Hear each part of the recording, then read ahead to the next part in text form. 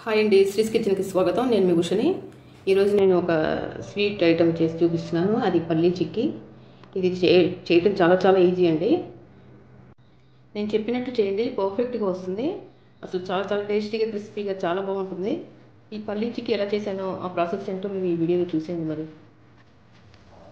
ఇప్పుడు పల్లీ చిక్కీ చేసుకోవడానికి మనం స్టవ్ వెలిగించి ఒక కడాయిని పెట్టుకున్నాము.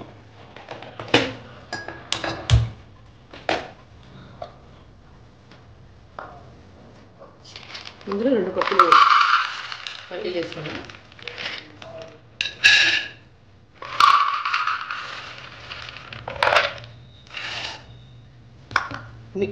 లో ఫ్లేమ్లో పెట్టుకుని వేయించుకోండి, అప్పుడు బాగా చక్కగా వేగుతాయి. పల్లీ చిక్కీ కూడా టేస్ట్గా బాగుంటుంది. ఇవి చక్కగా వేగిపోయినాయండి.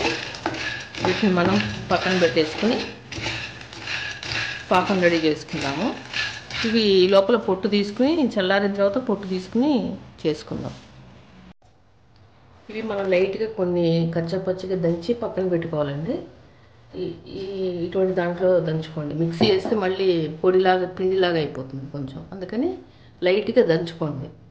తర్వాత ఇట్లా ఒక ట్రేలో బటర్ పేపర్ వేసుకుని నెయ్యి రాసుకుని రెడీగా పెట్టుకోండి. ఎందుకంటే మనం పాకం వెంటనే వచ్చేస్తుంది, అందుకని మనం రెడీగా బటర్ పేపర్ వేసి పెట్టుకోవాలి. ఇది లేకపోతే మనం ఒక ట్రేకి నెయ్యి రాసుకుని పెట్టుకోవచ్చు, అట్లా అయినా చేసుకోవచ్చు.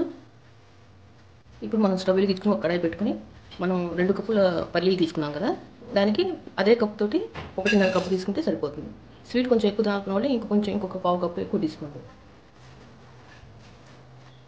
బెల్లం ఎప్పుడైనా మెత్తగా పొడి చేసి పెట్టుకోండి, అదే వాడండి.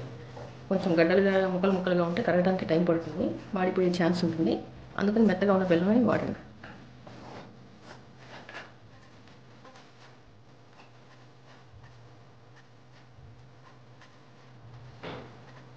ముక్కలు చూసారా, ఇట్లా అప్పడంలాగా ముక్కలు అయిపోవాలన్నమాట. ఇట్లా ఇప్పుడు బెల్లం అంతా కరిగిపోయింది కదా, ఇందులోకి మనం ఒక 2 స్పూన్లు నెయ్యి వేసుకుందాం.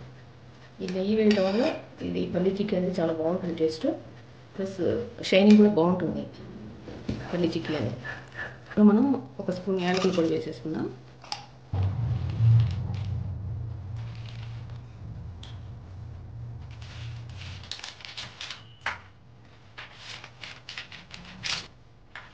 ఇప్పుడు మనం ఇందులో ఈ పల్లీలు వేసేసి కలిపేసుకుందాం.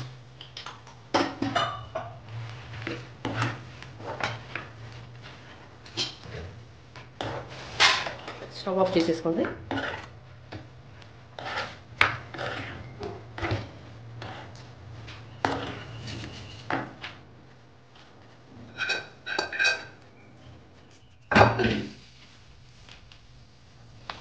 దీన్ని వెంటనే ఒక అప్పడాల కర్రీకి మనం రెడీగా నెయ్యి రాసి పెట్టుకోవాలి. దాంతో మనం దీని మీద వేసుకోవాలి. ఈ చాకు కూడా మనం కొంచెం నెయ్యి రాసి పెట్టుకుంటే మనకి ఈజీగా కట్ చేసుకోవడానికి బాగుంటుంది.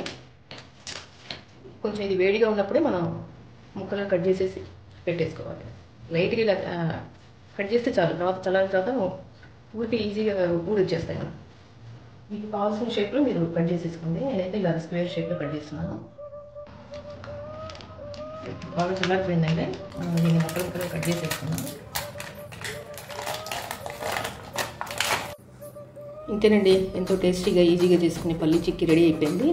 మీకు ఒకటి తుంపి చూపిస్తాను చూడండి, ఎంత క్రంచీగా ఎంత బాగుంటుందో చూడండి. అసలు ఎంత బాగుందో. ఈ బయట కొన్న వాటికి ఏంటంటే అడుగున ఈ తడి అది రాకుండా వాళ్ళు కార్న్ఫ్లోర్ కానీ మైదా పిండి కానీ చల్లి ప్యాక్ చేస్తారు. మీరు కూడా అలాగే కొంచెం చల్లుకుని ఒక ఎయిర్ టైట్ బాక్స్లో పెట్టుకోండి. ఇవి ఇంట్లోనే చేసుకుంటే ఎంత తృప్తిగా ఉంటుంది. బయట చేసుకున్న వాటికంటే కూడా ఎంతో టేస్ట్గా చాలా బాగుంటాయి. మీరు కూడా ఒకసారి ట్రై చేసుకుని ఇంట్లో ఎలా వచ్చిందో నాకు కామెంట్ సెక్షన్లో కామెంట్ చేయండి. ఈ వీడియో మీకు నచ్చినట్లయితే లైక్ చేయండి, షేర్ చేయండి. మరిన్ని వీడియోస్ కోసం నా ఛానల్ని సబ్స్క్రైబ్ చేసుకోండి. Thanks for watching. బాయ్ అండి.